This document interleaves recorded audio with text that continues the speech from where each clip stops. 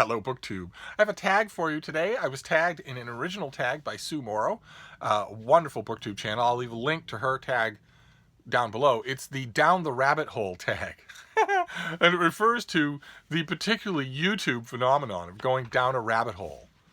In other words, going from one video to another, trying to corner the market, trying to feast on every video that's out there of a particular subject. I don't quite know, even now, exactly which mental levers that pushes, but boy, oh boy, does it. I think we're all vulnerable to rabbit holes one way or another. And Sue patterned her Down the Rabbit Hole tag after Alice's Adventures in Wonderland when she goes down a rabbit hole. So all of the prompts are Alice characters. but I want to, before I get to the prompts, I want to clarify how I look at the subject just a bit, because I think it differs from, certainly it differs from what Sue's own answers were in her video. She was talking about how she, like for instance, became interested in the character of Sherlock Holmes, and then in the men who've played him over the years. And she got more and more books, read more and more articles, learned more and more about it. And not to be contrary, but I don't think that's a rabbit hole. That's what is called research. I have researched many, many, many subjects, but going down a rabbit hole isn't quite that. I think, I mean, maybe you have a different impression, but I think, isn't there kind of an illicit suggestion to going down a rabbit hole? Something that maybe doesn't warrant all of your attention?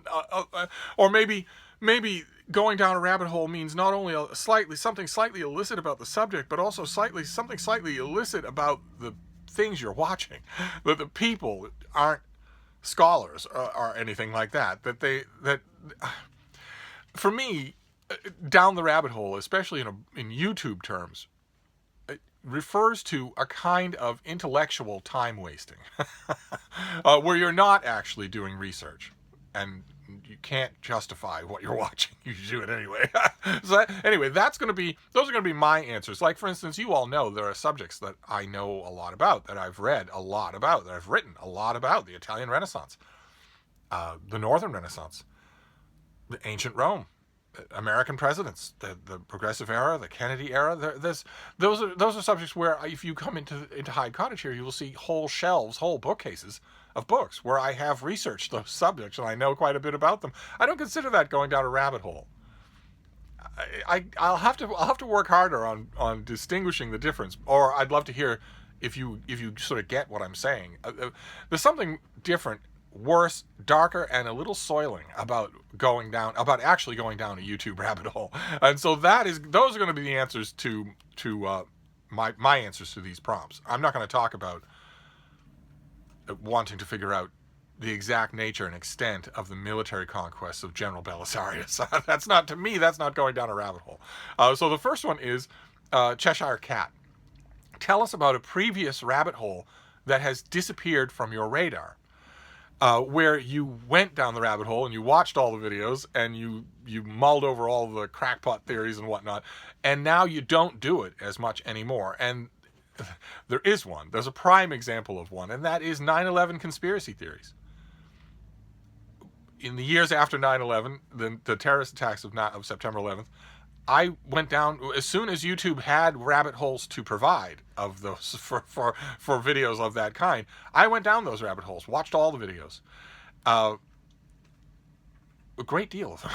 Actually, I had a friend who was also interested in the subject and talked about it, but it was videos that did it, really. And the reason why it fell off my radar is because it's not tenable anymore.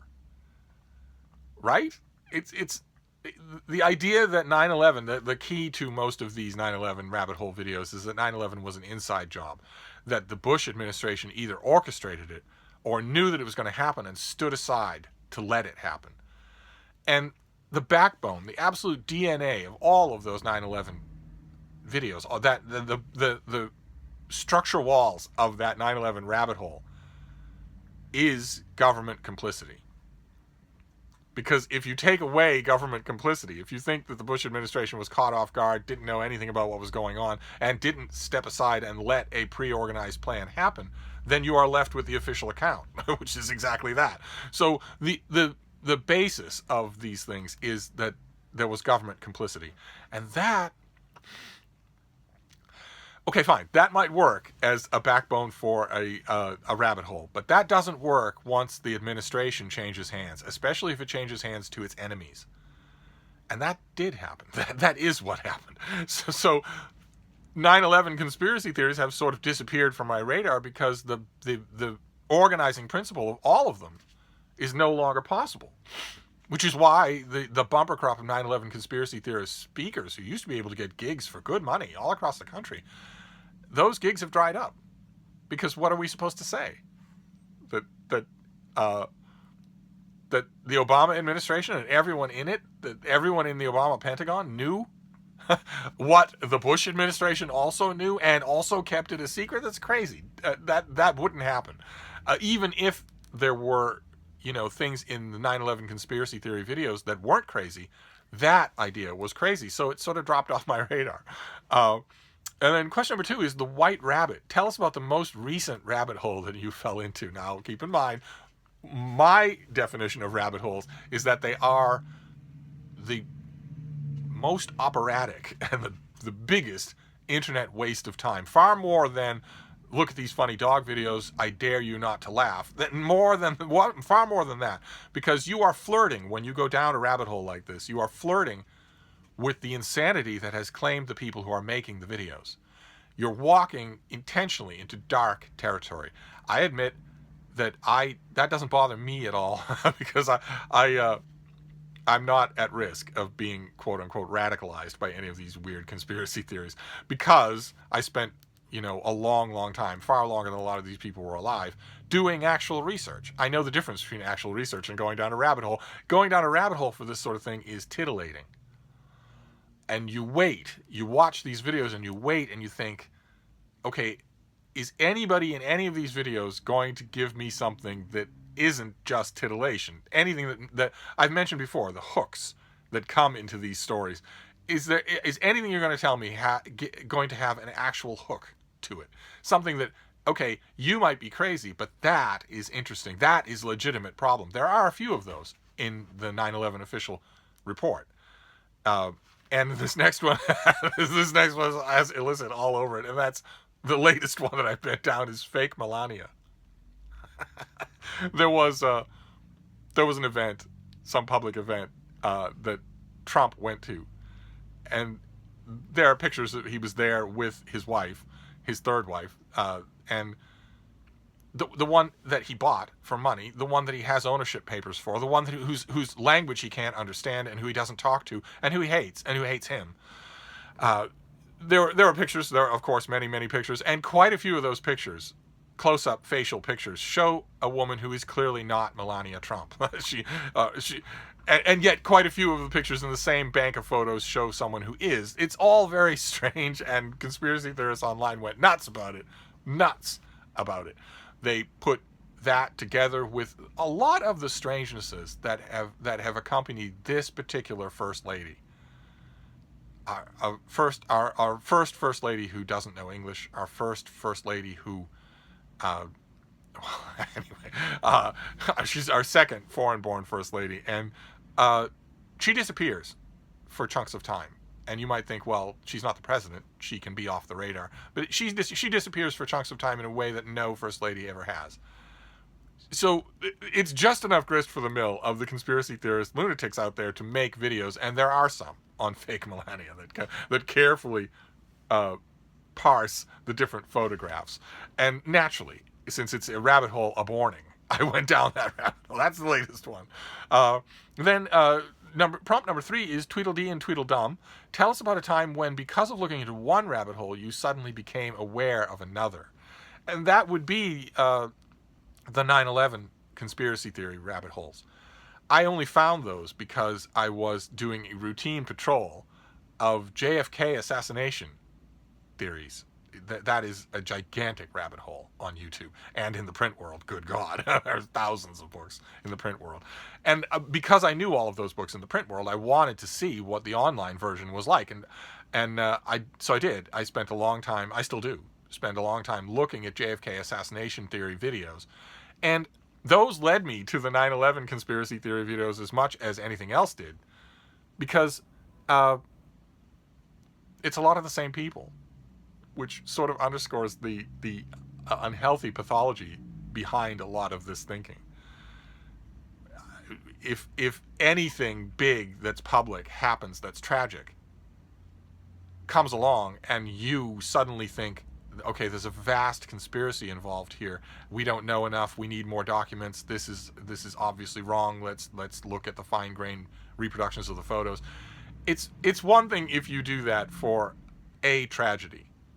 If you do that for every tragedy, then you're a conspiracy theory junkie, and you're not really interested in the specific incidents. And I noticed that was true. A lot of the big names who, again, had those lucrative speaking deals for JFK events glommed right on to 9/11. They glommed right onto it. They didn't miss a beat in assuming that this is... In fact, quite a few of them drew connections, explicit connections, saying that the government, with a big G, in italics, with dark glowing eyes, with red glowing eyes in the dark, was behind all of it. And so that one led to the other. But there are hooks in the JFK assassination story too, so I still watch those videos.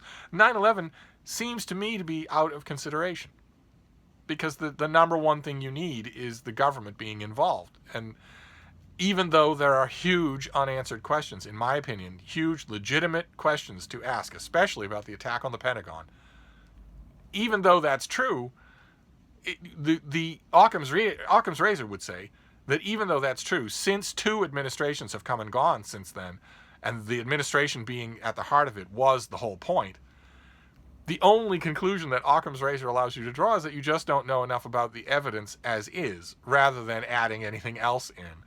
But it was JFK that led me to the 9/11 videos. I had already had questions about 9/11, especially about the Pentagon, on the week after, when the dust was starting to settle and things were starting to be said, and I was starting to say, that doesn't make any sense at all. The other things make sense. This one doesn't make any sense at all.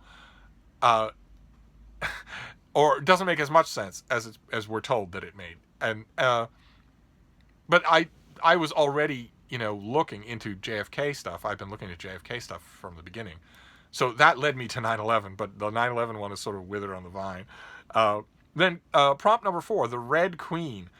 Tell us about a rabbit hole you lost your head over. I don't know about lost my head. I do lose time doing these things, but I have a little time to spare. And this one was because of you people. Somebody in a comment on a video a long time ago suggested that I go down the rabbit hole of the murder of Kurt Cobain, the suicide of Kurt Cobain. And I didn't think anything of it. I admit, I'm a little embarrassed to say that the original story of Kurt Cobain, this drug addict rock star who is morose and self-pitying and hyper-sentimental and prone to enormous mood swings, kills himself. That we all saw the photograph of the dead body in the little upstairs room, and that's just the narrative that I went with. I didn't think anything of it. It made such sense on the surface that when somebody suggested, you should look into this, it didn't even occur to me there was anything to look into. Then I did. I looked into it, and I read a couple of books on the subject, and I went down the rabbit hole of videos, and I don't know if you'd call it lost my head. I certainly came out believing that Courtney Love had her husband murdered. No doubt about it at all. The forensics on that case are a complete mess. Completely. The incident as described in the official report Kurt Cobain takes a massive dose of drugs, then props a rifle against his mouth and pulls the trigger and blows the top of his head off. The forensics, the actual how-to, minute by minute, second by second, of that description of what happened is simply impossible. And if that's not possible, then something else happened. so that was a rabbit hole where I did lose my head, if we mean change my mind. I took a complacent theory that I had just accepted and had it blown out of the water by 1,000 legitimate hooks. So it'd be Kurt Cobain for that one. And then number 5 is the Mad Hatter. Show us your books and media collections inspired by your rabbit holes. That would be a bit much. It's fine if in Sue's case, because she was talking about actual research. Here are the books that I've accumulated. Here are the DVDs that I've accumulated. She was talking about research and also enthusiasms. But the rabbit holes that I'm talking about are a little seedier than that. And if I actually did collect stuff, well, then I would have gone over to the dark side now, wouldn't I? And I don't. I don't even have a full shelf of 9/11 books. And I don't believe that that a full comprehensive history of 9/11 has been written yet. That will come in our lifetimes. We will see that. But I don't have any Kurt Cobain books. I have a ton of JFK books. Quite a few of them, all of them cover the assassination. But I don't have the library. Like Jim Mars used to make a good living off JFK assassination talks that he would go and give, and that Texas drawl of his. And he has famously a whole library of JFK assassination books and articles. Just that. Doesn't care about anything else. Just the assassination and all the forensics that have followed. I don't have anything like that. I don't have any trophies of these rabbit holes. I'm not all that proud of them. And then the last prompt is have a tea party in which you tag some people. This is going to be a problem for me because I don't know how many people go down rabbit holes or are even willing to admit it. The rabbit hole that if you are male and you are under 35, there is one rabbit hole you have been down on YouTube that you certainly have done. And if you tell me that you haven't, you are simply lying. Every single male under the age of 35 has gone down a Christopher Hitchens rabbit hole. Watched every video. Sometimes multiple times. Sometimes to the point of memorization. Sometimes to the point where they know exactly when the coughs happen, exactly when the interruptions happen. Sometimes to the point where they can quote large chunks verbatim. But every young man has done that. Don't know why, but it's given rise to so much. When the history of this era is written, the posthumous influence of Christopher Hitchens is going to be recognized as being absolutely seismic. The whole of the online quote-unquote atheist community, they call themselves the rationalists now, they've all descended into rabid homophobic, transphobic, Islamophobic infighting. They're horrible, horrible, toxic people who dox each other at the drop of a hat and, threaten each other and swat each other. And all of that came from Christopher Hitchens. Not directly. Hitchens never advocated any of that. But these people all started by worshiping him. They all went down a Hitchens rabbit hole before they became what they are now.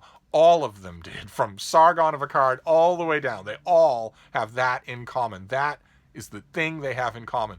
The Christopher Hitchens rabbit hole. And I confess, I've done it myself. Not just to find out what these young men are seeing, but also because I'm perfectly willing to admit, although we had a bit of a contentious relationship when he was alive, I wish that Hitchens were still here. I wish that he had not killed himself with tobacco. But nevertheless, he did. He wouldn't be all that old right now. He would be commenting on a lot of stuff that's going on in the world, and we would need his commentary. Even though some of it, for me, is fairly easy to predict. He liked being a contrarian more than he liked... Let's just say he valued being a contrarian to an inordinate degree, an unhealthy degree. I have a strong suspicion in the last 2 years he would have been going on talk shows and news programs and writing books and writing articles in defense of Donald Trump. I feel almost certain that would have happened. And not because he felt that it was defensible, but because he knew it was a minority opinion. But one way or another, we'll never know because he killed himself. Aside from that one rabbit hole, that Christopher Hitchens rabbit hole, which I know you have all done, most of you have done. I know that. Aside from that, I don't know who goes down rabbit holes and who doesn't. So I don't have any idea who to tag here. I'm sorry about that. I'm going to have to flub on the essential characteristic of a tag. I don't know who to tag. I will tag just generally, the fallback of all tags when you don't know who to tag. If this tag intrigues you, then by all means do it. and if, not to be subversive myself to Sue's original intent, but if you want to talk about the kind of rabbit holes that I'm talking about, the illicit YouTube rabbit holes, where you just go one video after another, whether it's Jonestown or Flat Earth or anything like that. Something where you pretty much know the truth of the matter and you know that it's illicit use of your time to go down these things and watch these people who are quite clearly no blue M&Ms in their bag, if you know what I mean. And you do it anyway. If you want to make your video about those, I would love to hear it. I'd love to hear about which rabbit holes have claimed you. But anyway, that's the rabbit hole, the down the rabbit hole tag that I wanted to do. Just such enormous fun because it's ongoing. I still do it. In fact, I still hunt around for new rabbit holes to go down. So I think YouTube is conducive to that. I don't call it research. I don't call it a good use of my time. But anyway, I'll wrap this up, but I'll be back. Plenty more bookish stuff to talk about. Thank you, BookTube.